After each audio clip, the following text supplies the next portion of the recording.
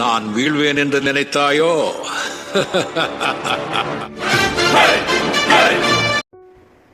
எல்லோருக்கும் வணக்கம். ஒருத்தர்கிட்ட ஒரு வேலையை கொடுக்கறதுக்கு முன்னாடி 3 விஷயத்த கவனிக்க சொல்றாரு வள்ளுவர். செய்வானை நாடி, வினை நாடி, காலத்தோடு எய்த உணர்ந்து செயல். ஒருத்தர்கிட்ட ஒரு வேலையை ஒப்படைக்கிறதுக்கு முன்னாடி அந்த நபரோட திறமை என்ன, அவரோட ஒழுக்கம் என்ன, அவரோட பண்பு என்ன, இந்த செயலை அவரால் செய்ய முடியுமா அப்படின்ட்டு அந்த நபரை பற்றி முழுமையா ஆராயணும். அதான் செய்வானை நாடி. நீங்க கொடுக்க போற செயலையும் ஆராயணும், நீங்க கொடுக்க போற வேலையோட இயல்பையும் முழுமையா ஆராயணும். அதான் வினை நாடி. இந்த ரெண்டுத்தையும் காலத்தோட பொருத்தி பார்க்கணும்.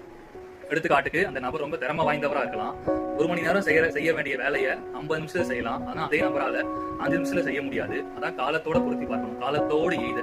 நீங்க கொடுக்க போற செயலையும் ஆராயணும், அந்த செயலை செய்ய போற நபரையும் ஆராயணும், அந்த காலத்தையும் ஆராயணும். இந்த 3ஐயும் ஆராய்ந்ததுக்கு அப்புறம் அறிவுபூர்வமா உணர்ந்து செயல்படணும். அதான் செய்வானை நாடி, வினை நாடி, காலத்தோடு எய்த உணர்ந்து செயல்.